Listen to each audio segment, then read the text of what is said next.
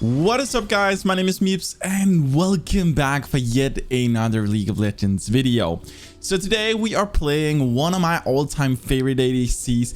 We are playing ASHE. So for those of you who don't know how this guide basically works, is that this video will only and solely focus on basically what we call the macro play of playing ASHE, meaning the decision making and kind of just like all the things that go into her in the early, mid and late game. In this video we will not focus on any of the mechanics as such. Those I've made a separate video for. The link in the description is for that one, so if you haven't watched that one, I would strongly recommend you to do so either before or after this video. But yeah, this one will only focus on the overall decision making and how to actually play the champion in a match and what you should be thinking about. So I hope you guys are gonna enjoy this one. If you are new to the channel, then go ahead and subscribe down below. Join in on our awesome community. And yeah, if you enjoyed this video, make sure to smash that like button. And if you want to see me live, then go to twitch.tv/MipZ_live. I stream every single Friday. But with all of that aside, let's just kind of get this started. So first of all, we are running around with my favorite combination of a skin. This is a high noon skin with a chroma that I absolutely love. It is amazing, like literally fantastic. Anyway, as we move into the laning phase here, it's gonna be pretty exciting. We are against Jhin, who is very popular at the moment. He is a really fun ADC as well. But he is not a super hard matchup for us. He's a pretty average matchup. Some of the hardest counters or most difficult things to play against for ASHE are things like Draven, Lucian, Severe, or something like Tristan. And these champions are really difficult because of their ability to, first of all, shove lanes fairly easy, but also because of like Draven and Lucian's insane trading potential. And this is some of the things that you want to be aware of when picking ASHE. Is these champions are something that you will probably struggle a bit against, but most others you are actually going to be doing fairly well against. Like, she is just an overall really stable champion to play. So the cool thing about ASHE is that she actually she's first of all, she scales really well into late game. She's a pretty good late game champion. But she's also a pretty good early game champion. Like, she's not super bad at all at any of this. Like, you're overall just gonna be feeling pretty strong throughout the entire game. She is not the strongest one in early game, but she's by far not the what do you say, the weakest either. So here in the early game, what we kind of want to focus on is, first of all, what you can do and then what you should do. Actually kind of messed that up, seeing as I was just talking. I just kind of auto-clicked. But when you are leveling your abilities, then what you actually want to do is that you want to take 2 levels in your W and 1 level in your E before even taking your Q, unless you know that you're going to go for a level 3 all-in. If you are going for level 3 all-in, then of course, then you do want to take your Q, because it is going to help you damage-wise. But getting 2 levels in your W is actually really good for ASHE early, and it's really going to help you out, especially at lower elos, because of the extra damage that it deals on your W, but also because it actually gets like 2.5 seconds cooldown reduction just by the each level. So it's really worth it to take this one. All right, so see, going for an all-in. This will be kind of a hard one for us to do much about. We'll just give whatever damage we can here. And as we also talked about in the combos in the other video, I want to kind of emphasize this once again because it is pretty important. And that is basically that when you are doing your Q, you always want to make sure that you fire off an auto attack before. Not only because you get like your Q kind of functions as an auto attack reset, giving you that extra auto attack, but also because if you do this, you are gonna apply the thrust damage right away, or your slow, which is then in turn gonna increase the overall damage of your next attack. So this is something you really do want to make sure that you emphasize and capitalize on. I think that's a better word for it. All right, so as you get your E, what you actually generally want to do, it unless you already have vision on the enemy jungler, is you actually want to make sure that you fire off your E straight away. We'll just kind of use it as a showcase here. We want to fire off our E such that we hit it through all of the camps in order to actually gather the maximum number of vision. So we want to make sure that we gain information on which camps has been taken and potentially where the enemy jungler is at. Oh, okay, this will be really good. Thank you. And it's going to be a free kill. Thank you. I actually messed up one of my auto attacks there, but I more or less canceled. We can still catch this guy. I'm not going to be using flash for it. He messed up his thing there, and ooh, okay, he flashed. All right, overall fine. We'll remove that one from Bard, and we'll just kind of move back in lane, get our CS.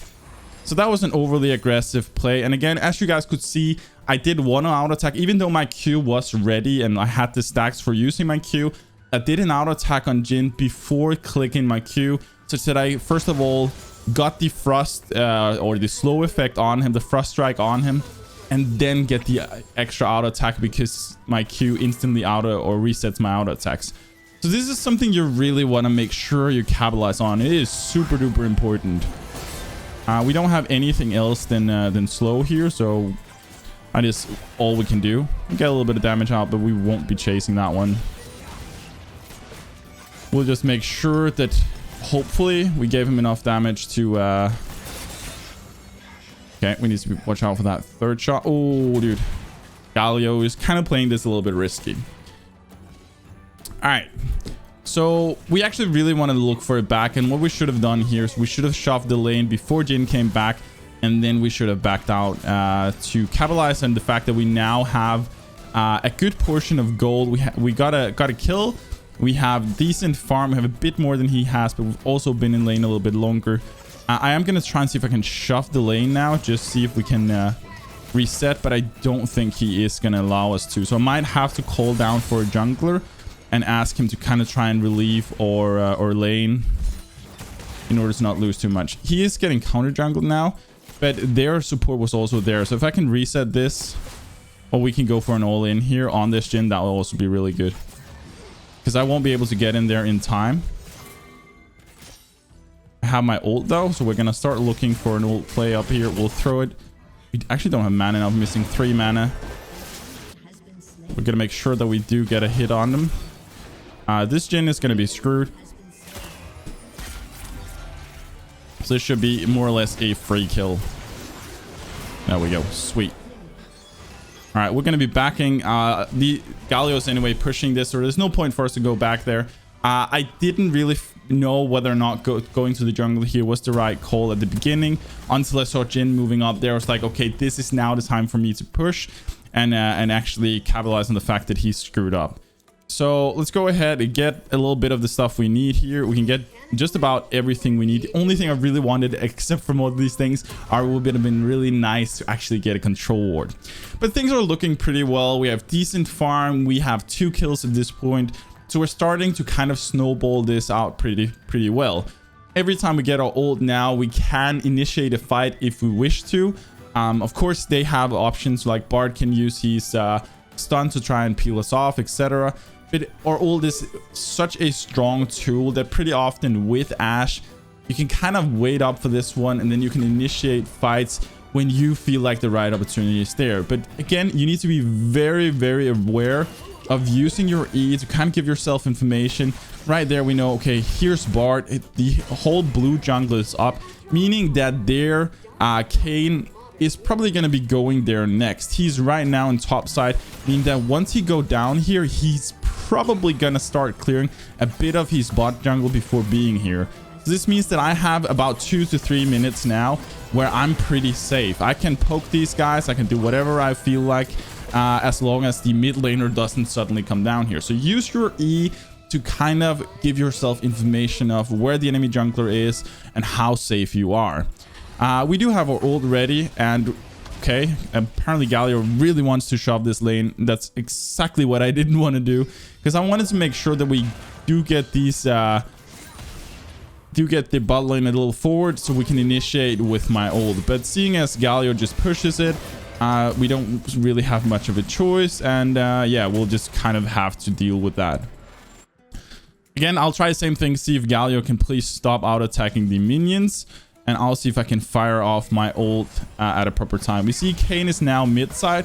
He can pretty quickly be down here, but he's definitely going for his blue first. So we still got about 45 seconds till he can be here, more or less.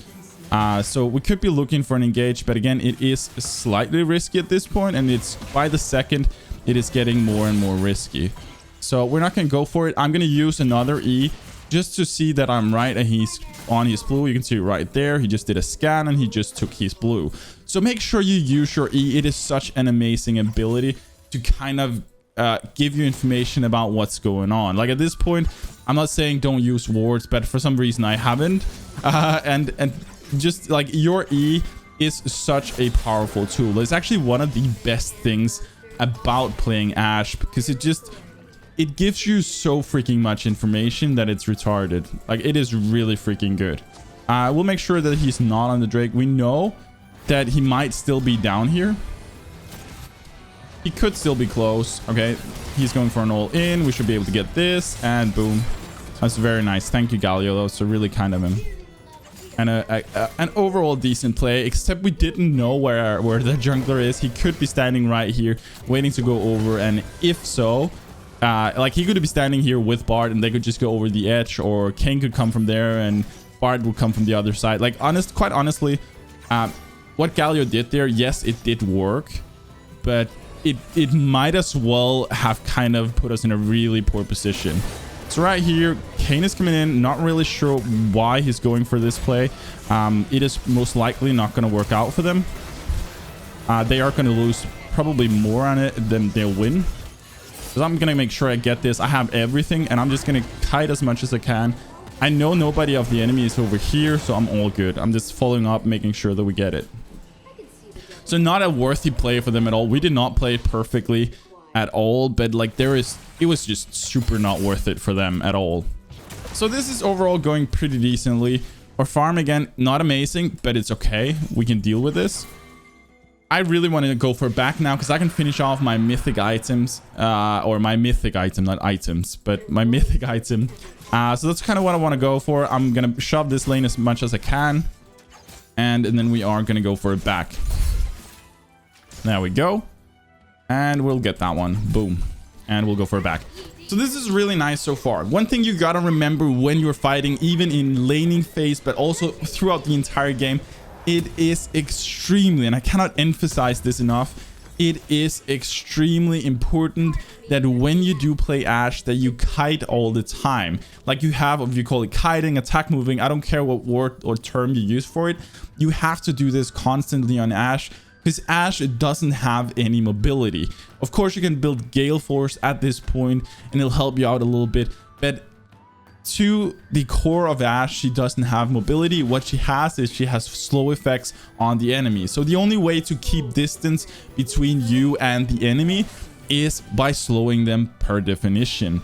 Again, I don't know where Kayn is. I've been looking at the camera, so we'll scan up here. We'll kind of give an impression. I can see he is not bot side. So at this point, we are extremely safe down here. If this Jhin shows himself, I know that Bard is not here, and I can just fire on my ult and kill him. So right here, I'll stuck this. I'm gonna be looking for an ult into mid lane if necessary and if possible, but I don't see any secure shot that I can hit, so I'm not gonna go for it. If I'm gonna go out for a 1v1 on this Jhin, then what I basically want to do is I want to make sure that I stacked up my Q first. And I know that there are no others down here. So right now at this point, as soon as he goes forward, I can just go for this. And this should hopefully be a free kill. And there's not much chance that I can lose this at all. Okay, so Bard comes down here. Apparently he's super low and apparently just basically griefed me another kill. So I don't mind that at all. He was back a little sooner than I initially expected. I gotta be honest, he was a little bit faster back. I thought I was safer for a longer time. If that guy had full health, then maybe it could have been a problem. But seeing as I finished the shield bow, I was never really in that much of a danger because of the proc of it when you get low. So overall, really nice. Right here, I could have considered attacking the turret a bit more, but I'm actually just gonna go for a reset, capitalize on what we got. and just make sure that we kind of snowball this. Like at this point, seeing as the armor platings aren't there anymore, it is not super important for me to push it right away. I can go back, I can get my gold, and then I can go and I can actually try and push a bit. So it's not super important, but I might as well have pushed a bit on the turret here. Could have gotten at least half down and still been safe and could have been back then. Yeah.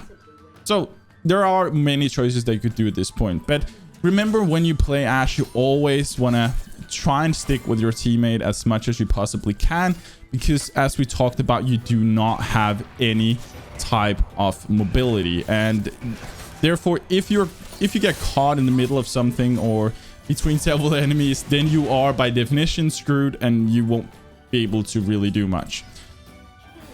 All right, so let's put a control ward down here. We have full vision down here. Apparently they're doing some kind of team fighting in the other side of the jungle. I'm all good with that. I see Jhin moving up the mid lane, so we'll just, or up the river. He's coming back now, but we'll just kind of push the turret now. We can even kill them under turret, most likely, so we should be fine. Make sure we do the WQ poke. We got half of his HP off, more or less. So we're just gonna make sure that we keep putting pressure on. At this point, their bot lane has absolutely no chance against us, and this is kind of what you want to make sure that that you try and do. But remember, when you do play something like Ashe, you don't have to be winning your lane with several kills, but it is very possible to do quite consistently, because she is just a super consistent and strong champion overall.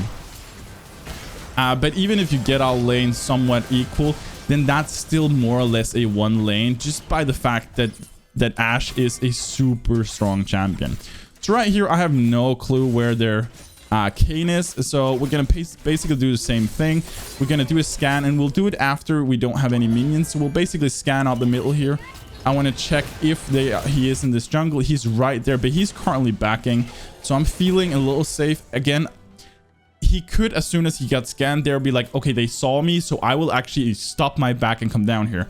So I'm going to give it a couple of seconds, kind of see if something happens, but I wouldn't expect it to. I expect that guy to probably back which was what he was doing.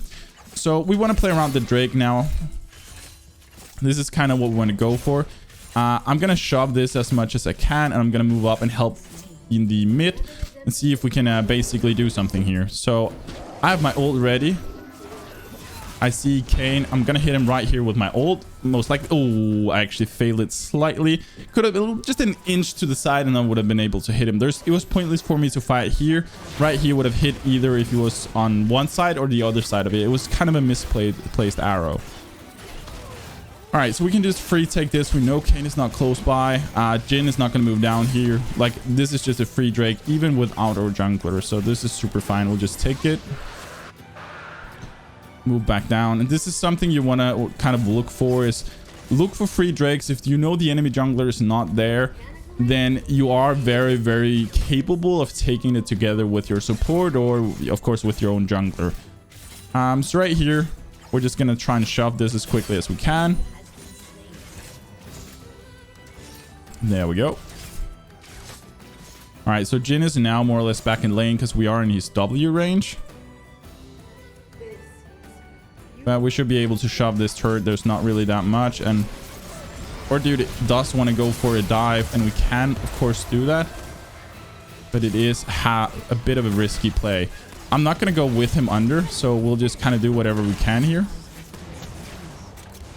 Okay. I'm going to take a lot of damage from that, but it's not going to be enough to kill me. All right, we're backing out. I could probably, if I had mana here, we would have been able to fully kill Bard and probably turn it even on Jhin, because we are pretty fed. And we do have our immortal shield bow, which does have its lifeline ready. So with that one, I feel quite confident that we could probably kill them, but I'm not gonna risk it right here at all. Like, it is not worth it. I'm gonna buy an extra pickaxe just because as my next item, I want to be going into an Affinity Edge, and right now I'm missing quite a bit to finish off my Hurricane. So instead, what I'm gonna do, and this is not always the best case to do, but personally right now, I feel like we're snowballing pretty hard, so I'm gonna get a bit more damage from getting the extra pickaxe and getting that component instead of sitting on that gold waiting for myself to finish Hurricane, because I do believe that on my next back, regardless of whether or not I was holding on to that gold or not, I would be able to get 1475 gold. So at this point, it's more just a thought of, okay, I might as well get something for my gold than my next back having like 2,500 gold. So make sure that you kind of think ahead when buying stuff. Whether you're building what I'm building or something else doesn't really matter. Just kind of think ahead and be like, okay, how much gold do I expect myself to somewhat have on my next back? And what is the lowest number that I expect to have? That is some of the things that I would think about it if I was a newer player. It's very important that you kind of take advantage of all the gold you have. Because that's, at the end of the day, what's really going to make you snowball games, is making sure that you have every single advantage that you possibly can. So right here, I know Bard is mid, Kane is top, and Jhin is probably back. So we'll just go ahead, we'll push this tower, and it's going to be a free turret. And at this point, like, our turret is barely taking any damage because we've been playing the lane so safe. So we'll just kind of clean these minions up. And I cannot believe I missed that cannon. And we'll take this a part of his jungle. We might as well, because this is also removing objectives from the enemy. I don't want to stay this far out, because quite honestly, I'm still a little afraid of Kane. Even though he's 2-6, it is a Kane and he does have a Duskblade, so he can be super difficult to deal with. I can see that things are going down in here. I would have fired my ult if she was on a bit, or if she was on a bit more HP. But seeing as she just basically wasn't, there was not much to do. So right here, we got to be a little careful. We know they might be looking for me. They just saw the edge of me, so we're moving in here, kind of waiting for my team. I can fire off my ult. I want to hit this Jace if possible. There we go. And this should be a really nice initiate. So right there, I am going to get hit by this Gnar, and I'm going to move out. I can move back in because of my proc. Ooh, and I'm still almost dying because of the damage he dealt. All right, so let's see. I should have enough lifesteal for this. So we'll just kind of lifesteal ourselves through these raptors.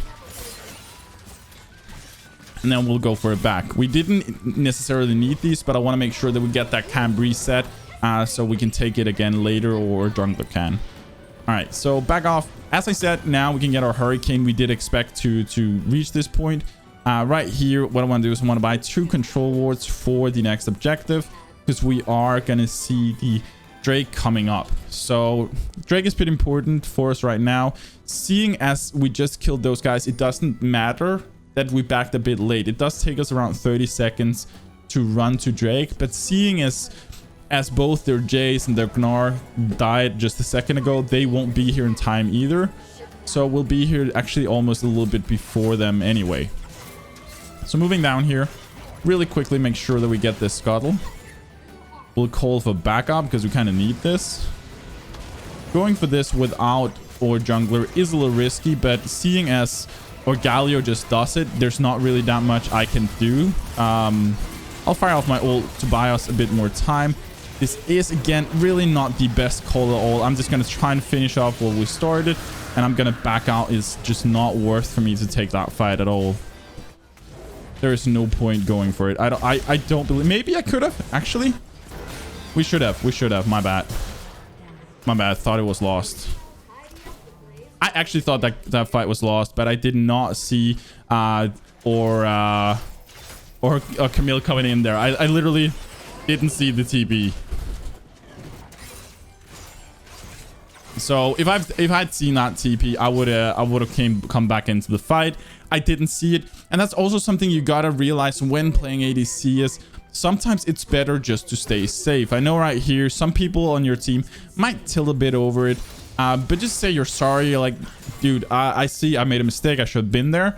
But as an ADC, it is better to stay safe than it is to go for a super risky play. So right here, we just did the safe thing, and it it's fine. Like looking at us right now, we're worth a lot of gold. There's a 700 gold bounty on us. So going for a super risky play is not worth it. And going for that Drake in the first case was kind of the issue because our jungler was not there. It's only because Galio started it that we felt like, okay, we got to go for it now. Like we got forced into that play. So even though it's a bad strategy or bad plan, I chose to back up around it because I feel like it's better backing up a terrible plan than doing separate things. It's better working as a unit. So again, here we'll just kind of clean up. I can fire off my ult, and this should give us this Gnar fairly easy. Oh, actually got a little bit too close there.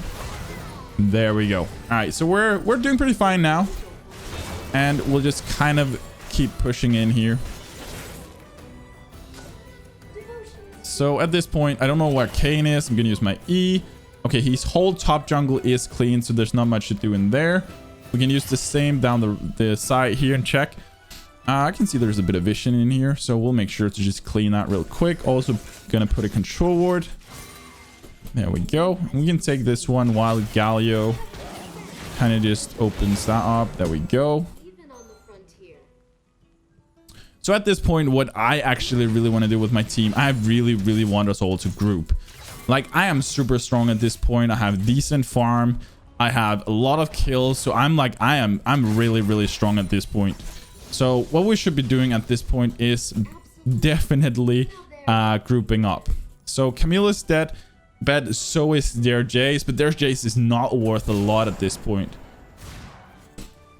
Okay, so let's go mid group with Kiana and Galio, and again with like in terms of mid and late game on Ashe, your tactic or what you need to do is you need to stick with a teammate as much as humanly possible, unless you know you're 100% safe. If you are, of course, 100% safe, then there is no point. Then you don't have to sit on them. But that is basically only if you're gonna go to a side lane or you're going into the jungle where you know you're safe or something else that you kind of just, yeah, then it's okay. But when you're running around on the lanes like this, then try and stick with a teammate. Make sure that you do not play the front line.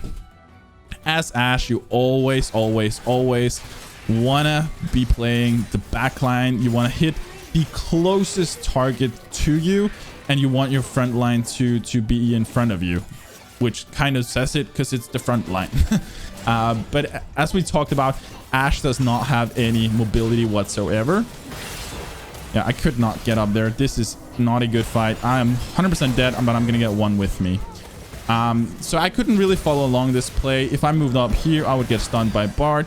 Had to move back down. You can see what I still did. I still tried to use the front line as saying, okay, I'm attacking whatever is closest to me.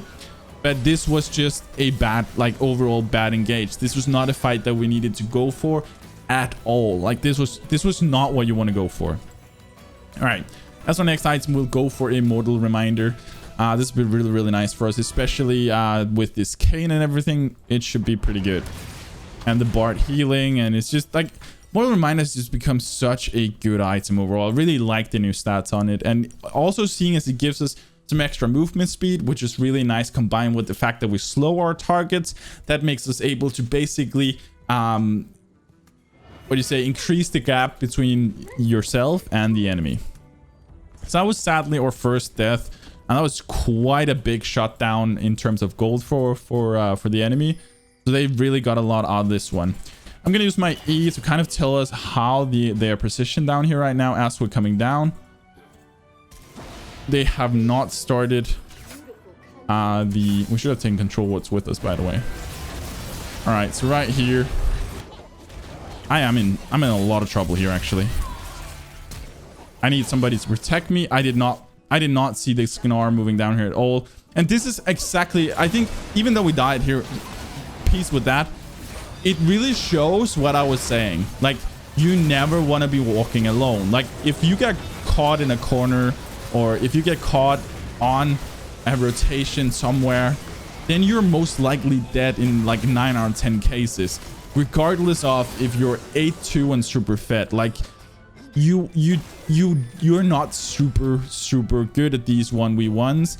That's not your purpose. Your purpose is team fighting, staying in the back line, and hitting whatever target is closest to you, because you deal immensely, like absolutely ridiculous amounts of damage. That's what you do. And you slow your targets. You have your ult, which you can really, it's really good. And I don't think I mentioned this earlier, but it's something that you also, even in the mid to late game, especially lower elos, this is super cool. If you use your ult, people will most of the time actually just engage. So if you know you can hit an ult at a crucial target or an essential target, then make sure to do so when you can see your team is probably in a winning situation. So if you see that, okay, well, right here, if I start my ult, we can hit this right here. Super easy. There's only one way he can run. And there we go. Sweet. All right, so that could potentially set us up for the Baron. Seeing as that we are outnumbering them now. I don't think my team want to go for it, but we could probably, I'll try and make them, because I think going for a Baron right here, I'm super strong, will be a good call. Especially if we have a control ward, and this Jace is going to get caught out. He's dead, 100%. I'm going to start getting this scuttle, and I want to make them go Baron now. There we go.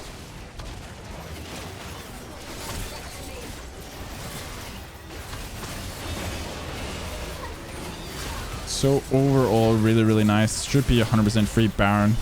Sadly, nobody was sitting in control ward, which is kind of concerning, but whatever. All right, so let's just back out here, get that part. And actually, I'm going to sell this now to get a little bit of extra movement speed again. So at this point, we are super duper strong. We're really far into this game. Right here, we should get Camille or Kiana to go down bot side and take this farm.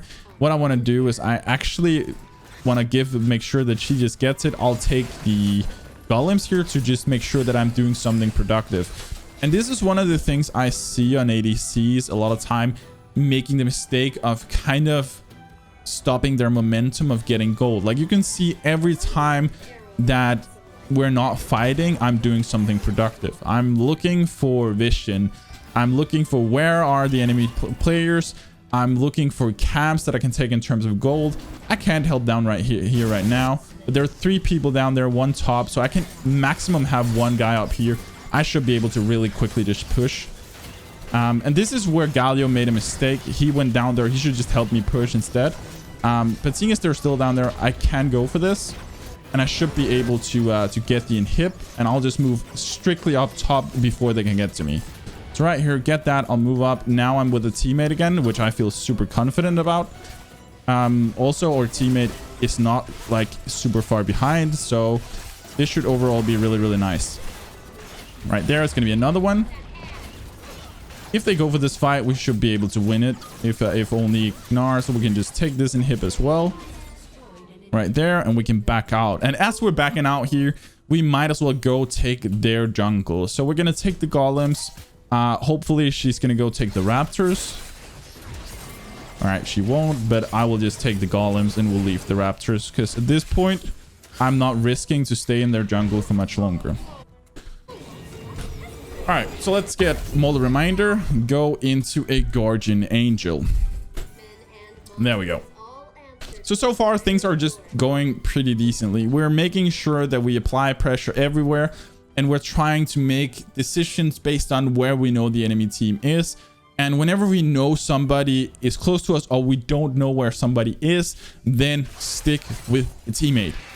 Like Ashe is kind of, as I always say, Ashe is the bot lane version of Garen.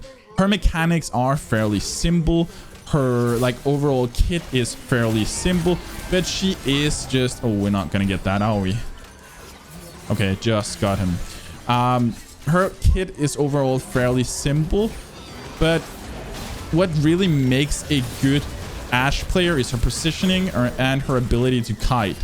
And this is really what you want to be playing around. All right, this Gnar is 100% dead. Nice. We should be able to push to victory, most likely. We can either do that or we can go down bot side, push in the last inhib. The safe thing here would be pushing the last inhib, especially as our team right now is still not grouping. So I think that's actually what we'll do. We'll make sure that we actually get something. Clear out the vision on the way. So we want to make sure they don't really know what we're doing overall, or at least that we're not going to get surprised. So get this. And whoop. This is going to be a free turret at a pure minimum, because right now they're occupied in base with taking minions, and I don't really know what Galio and Kiana is doing at this point. I'm going to try and call for help. Again, there's the Bard ult. All right, I'm moving out. So again, like at this point, like we're not pointing fingers, but if Galio and Kiana grouped up with us instead, then this could have looked very, very different. Like there's a big chance that we would have been able to just 100% win that. We could stay here for that one, but I'm not going to risk it. Like, yes, we could probably get that Kane, but there is also a chance that the whole team, seeing as we don't have vision on them, could collapse on us. And that's really not something that we would like, because if we die now just before the Elder Drake spawns, and then we're in a heck lot of trouble. So we're backing off, and I'm actually going to go ahead. I'm going to buy another Steer Wrath just to make sure that I have optimal damage for the next fight. Generally speaking, then buying the potion or the elixir this early when you haven't finished your build is not always optimal, but I'm sitting in a position where I'm like, I know for a fact that every single ounce of damage that I do right now is going to ensure that we win this. But right now we have a couple of people who are actually kind of throwing this, and this means that they can take Elder Drake, and it's going to be really hard for us to defend. Like, our team is overextending here, and there's not much I could do about it at all. This is really bad. I'm going to have to insta flash to not get caught, and we'll have to move out. There's no point fighting this. I'm gonna just say whatever. Those guys are dead. I can't do anything. There's no point for me to try and fight this. And going for W on this is just pointless, because yes, with an 0.0 or like a 0.1% chance, I could probably get the Elder Drake with my W. But it's not worth the risk. Quite honestly, not worth the risk. So instead, we'll just kind of do the safe things. I'm going to use my E down here. I see 2 people in the base. I want my team to go for Baron. And I know right now the whole team is in their base. So I'm really quickly going to go ahead and take what I can in here. And then I'm moving out.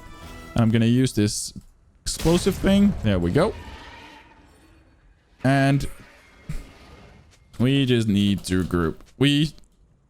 Going Baron at this point can be a little bit risky, but just fighting overall with these guys is really...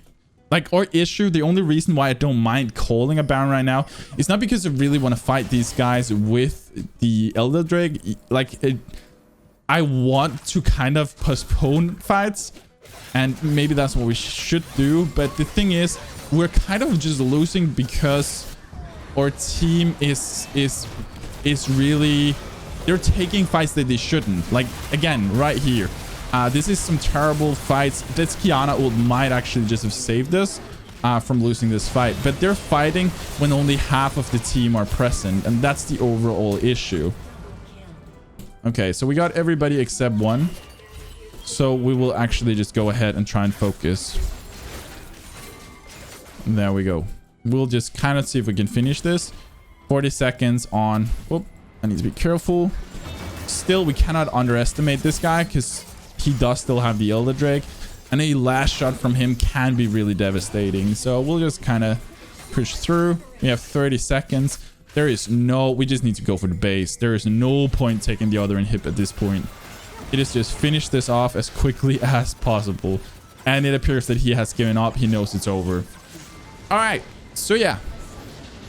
That was a GG. I hope you guys learned a thing or two from this one. I think it was a really, really fun game that really showcases the general idea behind playing Ashe. Like, for the early game, try and play it somewhat safe. Poke your enemies with your W. Make sure that you take the right levels on Ashe. So you go 2 times leveled in W, then 1 in E. Use your E as you get it, as soon as you get it, to get information on where their jungler is if you don't already know, and otherwise use it as soon as you're in doubt of where he is.